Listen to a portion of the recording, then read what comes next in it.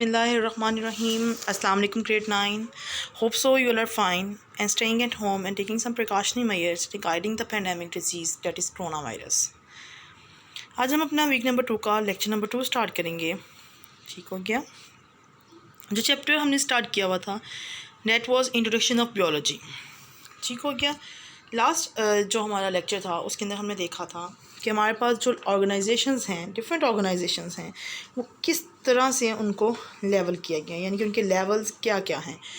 ठीक है, हमने उसमें फ्लो डायग्राम देखी थी पूरी कि सबसे पहले जो हमारे पास बेसिक बनता है वो सब एटॉमिक लेवल, यानी कि जिसमें fundamental particles that is electrons, protons and neutrons आते हैं.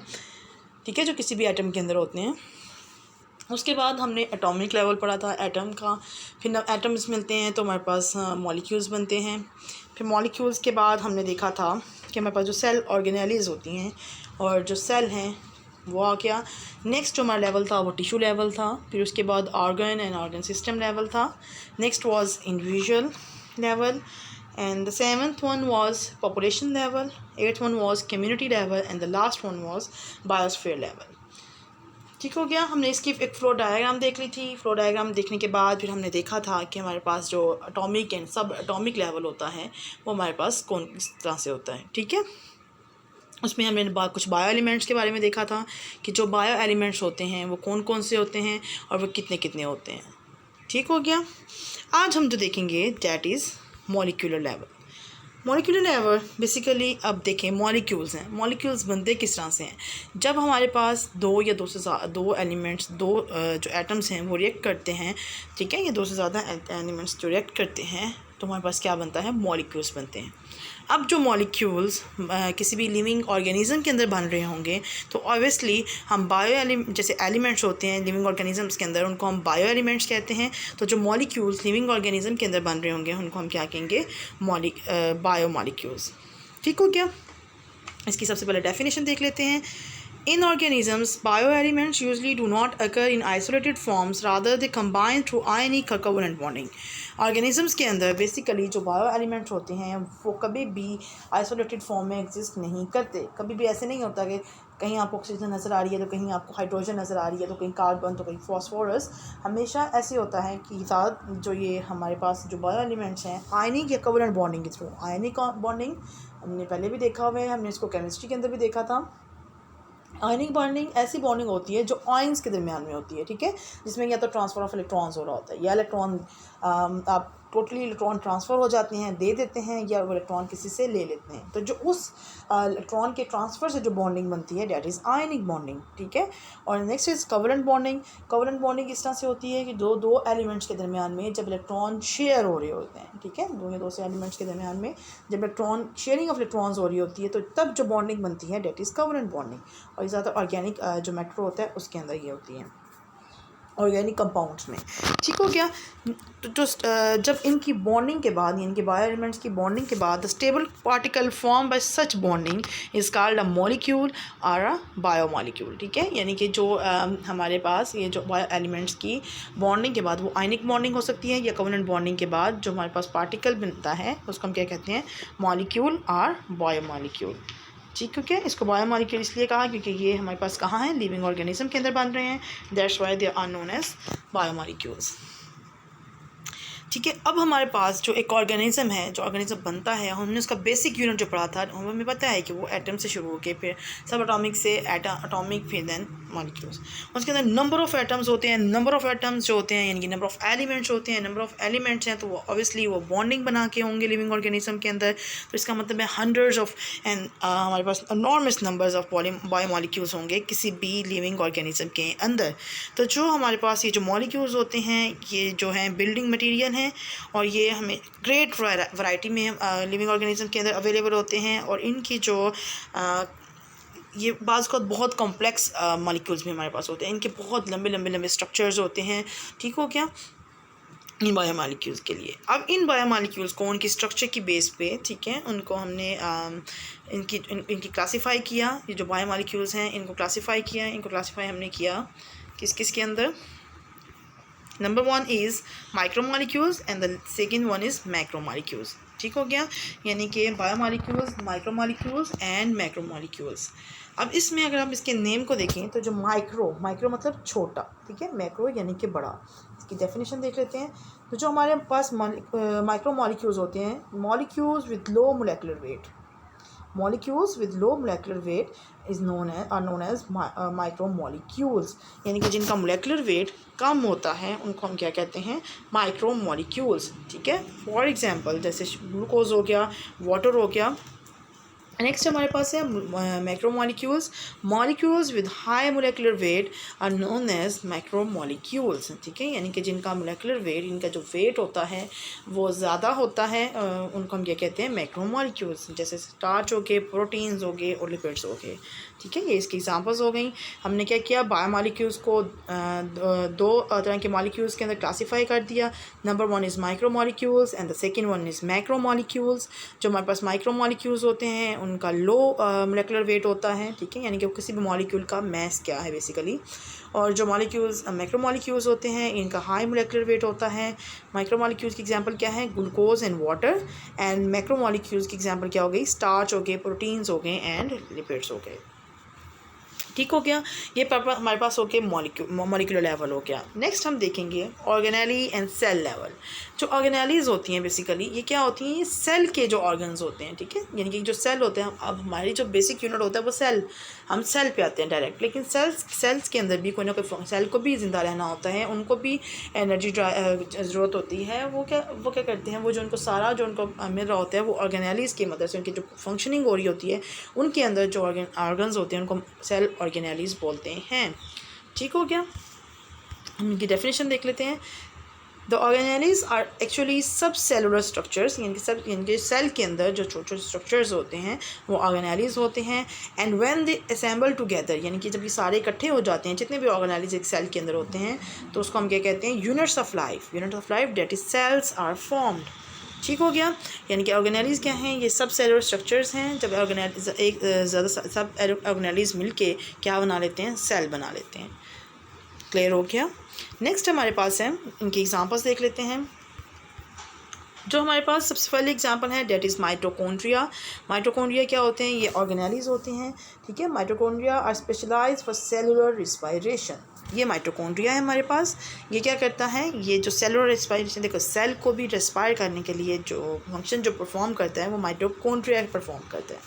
Next is ribosomes are specialised for protein synthesis. ठीक है, जो प्रोटीन की जो फॉर्मेशन है जो सेल के अंदर बन रही होती है वो कौन बनाते हैं, ribosomes. These both are the examples of cell organelles. ठीक हो गया, ये बेसिकली क्या होते हैं, ये हमने देख लिया, डिवीजन ऑफ लेबर है, यानी कि जो सेल के अंदर जो ऑर्गेनेलीज काम कर रही होती हैं उनका हमने देख लिया। अब जो हमारे पास इन केस ऑफ प्रोकैरियोट्स, जो हमारे पास प्रोकैरियोट्स या जो प्रोटिस्ट होते हैं उनमें बाज़ ऐसे ऑर्गेनिजम्स होते हैं जो सिंगल सेल ऑर्गेनिज्म होते हैं। ठीक है, सिंगल सेल ऑर्गेनिज्म यानी कि उनकी पूरी बॉडी के अंदर एक ही सेल होता है, जिनको हम यूनिसेलुलर ऑर्गेनिजम्स बोलते हैं। और कुछ ऑर्गेनिजम्स ऐसे होते हैं जिनके अंदर, जैसे हम लोग हैं, ह्यूमन हैं, एनिमल्स हैं, प्लांट्स हैं, इनके अंदर ट्रिलियंस ऑफ सेल्स होते हैं। ठीक है, ये यूनिसेलुलर ऑर्गेनिजम्स नहीं होते, इनको हम दूसरा नेम देते हैं, that is multi cellular organisms. ठीक हो गया, ये हमने देख लिया, ऑर्गेनेलीज और सेल लेवल देख लिया। नेक्स्ट हमारे पास है टिश्यू लेवल। ठीक है, अब टिश्यू लेवल में हमारे पास क्या होता है, टिश्यूज़ क्या होते हैं बेसिकली, जब हमारे पास सेल जो मिलके जो सेल्स एक ही तरह का फंक्शन परफॉर्म कर रहे होते हैं, उन सारे सेल्स को हम ग्रुप बना के उनको हम क्या कह देते हैं, टिश्यूज़ कह देते हैं। इसकी डेफिनेशन देखते हैं। Group of similar cells specialise for the performance of common function is called tissue. ठीक है, टिश्यू बेसिकली क्या होता है, जो सिमिलर सेल्स जो होते हैं जो एक ही तरह का फंक्शन परफॉर्म कर रहे होते हैं उनको हम क्या कह देते हैं, टिश्यूज़। ठीक हो गया। फॉर एग्ज़ाम्पल हमारे पास दो तरह के, अगर हम बात करें, एनिमल के सेपरेट टिश्यूज़ होते हैं। ठीक है, एनिमल्स के अंदर ज़्यादा टिश्यूज़ होते हैं क्योंकि जो एनिमल्स होते हैं उनका जो स्ट्रक्चर होता है थोड़ा सा कॉम्प्लेक्स होता है। ठीक है, उसमें नंबर ऑफ़ सिस्टम्स होते हैं, हर एक सिस्टम का अलग जो होता है इस तरह से फंक्शन परफॉर्म कर रहे होते हैं, तो अलग सेल्स होते हैं, सेल्स से फिर टिश्यूज़ बनते हैं, तो ऑब्वियसली इनका थोड़ा सा स्ट्रक्चर कॉम्प्लेक्स होता है। जबकि प्लांट टिश्यूज़ के अंदर थोड़े से टिश्यूज़ होते हैं वो थोड़े से कम होते हैं as compare to animal tissues. ठीक हो गया, उनमें से कुछ की एग्जांपल हम देख लेते हैं। That is connective tissue, epithelial tissue, muscle tissue and nervous tissue. ठीक हो गया। अब प्लांट टिश्यू की अगर हम देखें तो इसके अंदर हमारे पास जाइलम टिश्यू, फ्लोएम टिश्यू, जैसे इनको हम कहते हैं बेसिकली इनको वेस्कुलर टिश्यू। ठीक हो गया। जाइलम एंड फ्लोएम, ये आप लोगों ने छोटे क्लासेस के अंदर इनके नाम देखे होंगे। जाइलम एंड फ्लोएम बेसिकली क्या होते हैं, जो कि फूड और वाटर को ऑल ओवर द प्लांट लेके जाते हैं। Xylem basically for transporting water from soil to the part of the plant where the food is made and that is leaf, and the phloem जो क्या करता है, leaf से जो फूड बन जाता है उसको ऑल ओवर द प्लांट में डिस्ट्रीब्यूट करता है। इन टिश्यूज़ को हम वेस्कुलर टिश्यूज़ कहते हैं। नेक्स्ट हमारे पास ग्राउंड टिश्यूज़ हो गए एंड डर्मल टिश्यूज़ यानी कि एपिडर्मल टिश्यूज़। ठीक है, एपिडर्मस टिश्यूज़ यानी कि एपिडर्मल टिश्यूज़ हो गए। क्लियर हो गया। ये हमने देख ली एग्जाम्पल्स। ठीक हो गया। हमने देखा कि टिश्यूज़ क्या होते हैं और उसके बाद हम देखेंगे organ and organ system level क्या होता है।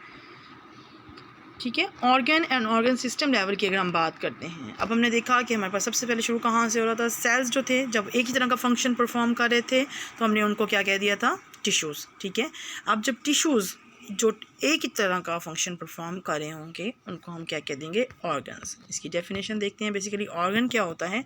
अब देखिए, ये ज़्यादा हाई मल्टीसेलुलर ऑर्गेनिजम्स के अंदर इतना ज़्यादा कॉम्प्लेक्स स्ट्रक्चर आएगा क्योंकि मल्टीसेलुलर का मतलब जिसमें नंबर ऑफ सेल्स होते हैं। ठीक है, in high multicellular organisms, more than one type of tissue having related functions are organized together and make a unit called organ. ठीक है, मल्टीसेलुलर ऑर्गेनिजम्स के अंदर जिसमें एक ही टिश्यूज़ जो रिलेटेड फंक्शंस परफॉर्म कर रहे होते हैं उनको हम इकट्ठा करते हैं, उनको ऑर्गेनाइज किया जाता है और उनको एक वो यूनिट बनाते हैं। उस यूनिट को हम क्या कहते हैं, ऑर्गन। ठीक हो गया। अब देखेंगे किसकी एग्जांपल हम देखते हैं। सबसे पहले मेन स्टमक क्या होता है। बेसिकली जो हम क्या होता है कि आपने छोटी क्लासेस में भी पढ़ा होगा, जहाँ पे फूड बेसिकली डाइजेस्ट हो रहा होता है। डाइजेशन वैसे तो मुंह से ही स्टार्ट हो जाती है। बेसिकली ग्राइंडिंग ऑफ फूड मुंह से ही स्टार्ट हो जाती है, फिर वो एलिमेंट्री कैनाल के थ्रू, यानी कि ये जो एलिमेंट्री कैनाल के थ्रू स्टमक के अंदर आती है और यहाँ पर फर्दर उसकी डाइजेशन हो रही होती है। बेसिक यही होता है ना, और इसके अंदर हम फूड भी स्टोर करते हैं। तो बेसिकली स्टमक क्या है, stomach is an organ specialise for the digestion of proteins, यानी कि इसके अंदर प्रोटीन की डाइजेशन होती है, एंड फॉर स्टोरिंग फूड, यानी कि फूड को भी स्टोर किया जाता है। ठीक हो गया। इसके बाद हम देखते हैं इसकी एग्जांपल क्या है। इसमें दो तरह के नहीं होते टिश्यूज़, ज़्यादा तरह के ही होते हैं, लेकिन जो मेजर टिश्यूज़ हैं जो स्टमक के अंदर होते हैं, वन इज़ एपिथेलियल यानी कि ग्लैंडुलर टिश्यूज़। इसमें वो क्या करते हैं, आप देखें स्टमक के अंदर फूड की डाइजेशन यानी कि प्रोटीन की डाइजेशन होती किस तरह से है। एक जूस सिक्रीट होता है, that is known as gastric juice. जब वो गैस्ट्रिक जूस सिक्रीट होता है तो जो प्रोटीन्स हैं वो डाइजेस्ट होना शुरू हो जाते हैं। एपिथेलियल यानी कि glandular tissues secretes gastric juice for the digestion of proteins। ठीक हो गया। ये हमारे पास हो गया कि जो एपिथेलियल टिश्यूज़, हमने एक इसकी एग्जांपल देखी टिश्यू की भी कि वो किस तरह से किधर होती हैं, स्टमक के अंदर, और वो क्या करते हैं, प्रोटीन की डाइजेशन करते हैं। नेक्स्ट है हमारे पास muscular tissues. Muscular tissues basically performs contraction of stomach walls for grinding of food and moving food to posterior end. Muscular tissues क्या करते हैं, बेसिकली ये मूव करते हैं, कॉन्ट्रैक्ट एंड एक्सपेंड होते हैं। जब ये कॉन्ट्रैक्ट करते हैं तो ये क्या करते हैं, फूड की ग्राइंडिंग करते हैं, फूड को फर्दर ब्रेक डाउन कर देते हैं। ठीक है, मुंह से ग्राइंडिंग शुरू हो जाती है, लेकिन फर्दर जो बाकी की डाइजेशन होती है वो जाके स्टमक में होती है। ठीक है, उसके बाद जब फूड फर्दर ग्राइंड हो जाता है, different simpler molecule simpler substances के अंदर कन्वर्जन हो जाती है, तो वो जो उसको पोस्टीरियर एंड की तरफ, फर्दर इंटेस्टाइन की तरफ एंड देन लेके जाता है, तो वो भी क्या करते हैं, वो कौन करते हैं, मस्कुलर टिश्यूज़ परफॉर्म करते हैं ये फंक्शन। ठीक हो गया। ऑर्गन की समझ आ गई। ऑर्गन बेसिकली क्या होता है, जिसमें एक ही तरह के जो टिश्यूज़ होते हैं जो तकरीबन रिलेटेड फंक्शंस परफॉर्म कर रहे होते हैं, वो पूरा एक यूनिट बना लेते हैं। जब उनको इकट्ठा किया जाता है तो उसको हम क्या कहते हैं, ऑर्गन। जैसे हमने स्टमक की एग्जांपल ली, स्टमक बेसिकली कौन सा ऑर्गन है जहाँ पे प्रोटीन की जो डाइजेशन होती है वो हो रही होती है, उसके साथ साथ फूड भी स्टोर हो रहा होता है। इसकी जो दो मेजर टाइप ऑफ टिश्यूज़ हमने देखी, that is epithelial tissues and muscular tissues. Epithelial tissues क्या करते हैं, गैस्ट्रिक जूस प्रोड्यूस करते हैं जो कि प्रोटीन की डाइजेशन के लिए हेल्पफुल होता है। एंड मस्कुलर टिश्यूज़ क्या करते हैं, कॉन्ट्रैक्ट करते हैं स्टमक वॉल्स को, और वो कॉन्ट्रैक्ट करने के साथ क्या करते हैं, फूड की ग्राइंडिंग होती है और फूड पोस्टीरियर एंड तक चला जाता है। ठीक है, नेक्स्ट हमारे पास आ जाता है organ system level. Organ system level में अब देखें एक सिस्टम है, ठीक है। सिस्टम के अंदर हमारे पास नंबर ऑफ़ थिंग्स आ गए। जैसे आप देखें सिस्टम तक हम कहाँ तक, जब हम सिस्टम तक पहुँचे हैं तो हमने पिछले कितनी चीज़ें कवर की। हमने एटम्स देखे, इनके एलिमेंट्स देखे, एलिमेंट से मॉलिक्यूल्स देखे, मॉलिक्यूल से फिर हमने सेल्स, ऑर्गेनेली और सेल्स के बारे में देखा, सेल ऑर्गेनेलीज एंड सेल्स के बाद हमने टिश्यू लेवल पे आए, फिर ऑर्गन लेवल पे आए। ठीक है। अब देखिए ऑर्गन लेवल पे अब डिफरेंट ऑर्गन्स हैं जो एक ही सिस्टम के अंदर काम कर रहे होते हैं। ठीक है। तो सिस्टम डिफरेंट ऑर्गन्स ऐसे हो गए, जैसे हमारा माउथ हो गया। ठीक है। इसके अंदर से डाइजेशन में बार बार पीछे भी मैंने बताया आपको कि जो माउथ के अंदर डाइजेशन स्टार्ट हो जाती है। ठीक है। माउथ से फिर वो एलिमेंट्री कैनाल यानी कि वो जो खुराक की नाली होती है वहाँ से वो आती है स्टमक के अंदर। फर्दर जो डाइजेशन होती है वो स्टमक के अंदर होती है। नेक्स्ट वो फिर small intestine and large intestine की तरफ मूव करती है, फिर स्मॉल इंटेस्टाइन में भी जाके उसकी डाइजेशन होती है। ठीक हो गया। तो हमारे पास ये देखें, हमारे पास इसमें नंबर ऑफ़ ऑर्गन्स आ रहे हैं। माउथ भी आ गया, एलिमेंट्री कैनाल भी आ गया, स्टमक भी आ गया, इंटेस्टाइन का पोर्शन भी आ गया। तो अब देखें ये जो माउथ है ये भी एलिमेंट्री कैनाल, स्टमक एंड जो हमारे पास इंटेस्टाइन है ये तकरीबन एक ही तरह का फंक्शन परफॉर्म करें।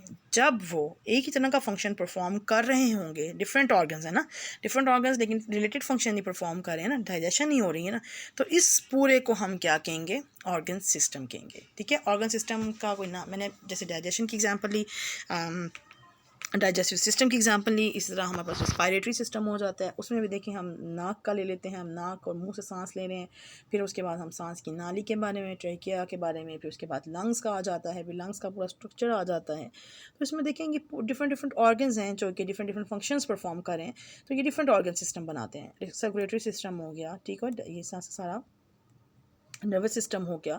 ठीक हो गया। ये ऑर्गन सिस्टम की एग्जांपल्स हो गई। इसकी डेफिनेशन सबसे पहले देखते हैं। Different organs performing related functions are organised together in the form of an organ system. ठीक है। यानी कि डिफरेंट जो ऑर्गन्स होते हैं वो रिलेटेड फंक्शंस परफॉर्म करते हैं, उनको ऑर्गेनाइज किया जाए तो वो एक ऑर्गन सिस्टम बनाते हैं। In an organ system, each organ carries out specific function and the functions of all organs appear as the function of the organ system. इसमें देखें इस organ system के अंदर number of organs हुए, number of organs क्या आते हैं, हर organ अपना अपना function perform करता है, लेकिन as a whole क्या होता है, जितने भी फंक्शंस परफॉर्म हो रहे होते हैं, जितने भी ऑर्गन्स फंक्शन परफॉर्म कर रहे होते हैं उसके अंदर टेक पार्ट कर रहे होते हैं, तो वो हिस्सा ले रहे होते हैं, उनको करने में उनकी हेल्प कर रहे होते हैं, तो वो एक पूरा जो जितने भी ऑर्गन्स हैं वो एक यूनिट के तौर पे अपीयर होते हैं। ठीक है। यानी कि वो पूरा ऑर्गन सिस्टम के फंक्शन को रिप्रेजेंट कर रहे होते हैं। ठीक हो गया। हम डिफरेंट ऑर्गन्स के जो एक ही सिस्टम के अंदर आ रहे होते हैं उनके जितने भी फंक्शंस हैं उनको हम ऑर्गन सिस्टम का फंक्शन ही कहेंगे। क्लियर हो गया। इसके अंदर एग्जांपल देखते हैं। देखें, digestive system is an organ system that carries out the process of digestion. Digestive system की इधर हमने एग्जांपल देखी, वो ऐसा डाइजेस्टिव सिस्टम में क्या होता है, एक ऑर्गन सिस्टम है जिसमें सारा क्या हो रहा है, किसका प्रोसेस हो रहा है, डाइजेशन का प्रोसेस हो रहा है। जैसे ऑरल कैविटी, मुंह के अंदर जो दांत होते हैं उसके अंदर ग्राइंडिंग एंड मिक्सिंग हो रही होती है हमारे पास। ठीक हो गया। नेक्स्ट हमारे पास वो स्टमक में जाता है, स्मॉल इंटेस्टाइन का भी इसमें पार्टिसिपेशन आ गई, लार्ज इंटेस्टाइन की आ गई, लीवर की आ गई, पेनक्रियाज की आ गई। ठीक हो गया। यानी कि देखें ये नंबर ऑफ़ ऑर्गन्स हैं जो कि डाइजेशन का ही फंक्शन परफॉर्म कर रहे हैं। तो ये जब नंबर ऑफ़ ऑर्गन्स डाइजेशन का ही फंक्शन परफॉर्म करेंगे तो एज अ होल जो इनका पूरा जो फंक्शन होगा उसको हम ऑर्गन सिस्टम या इनके डाइजेस्टिव सिस्टम का ही फंक्शन कंसिडर करेंगे। क्लियर हो गया, समझ आ गई। ऑर्गन क्या होते हैं एंड ऑर्गन सिस्टम क्या होता है। ठीक हो गया। अब आपने क्या करना है कि जैसा मैंने डाइजेस्टिव सिस्टम की बात की, आपने कोई भी दूसरा सिस्टम लेना है उसको आप किसी अपनी बुक में ही देख लीजिएगा, अगर आपको मिल जाता है, या आप अपने किसी बड़े के साथ डिस्कस कर लीजिएगा। ठीक है। जिसने कोई इसके साथ रिलेटेड कोई सब्जेक्ट पढ़ा हो, या आप इंटरनेट से सर्च कर लीजिएगा। ठीक हो गया। मैंने जैसे डाइजेस्टिव सिस्टम की एग्जांपल ली, आप circulatory system, nervous system, respiratory system में से कोई भी सिस्टम लेके उसके इसी तरह से आप बताएंगे कि उसके अंदर क्या क्या फंक्शन हो रहे होते हैं। ठीक है। और वो उसके अंदर कौन से ऑर्गन्स आते हैं। ठीक है। ये काम आप किसी भी कॉपी के ऊपर, किसी भी शीट के ऊपर कर लीजिएगा। अपना ख्याल रखिएगा। अल्लाह हाफिज़।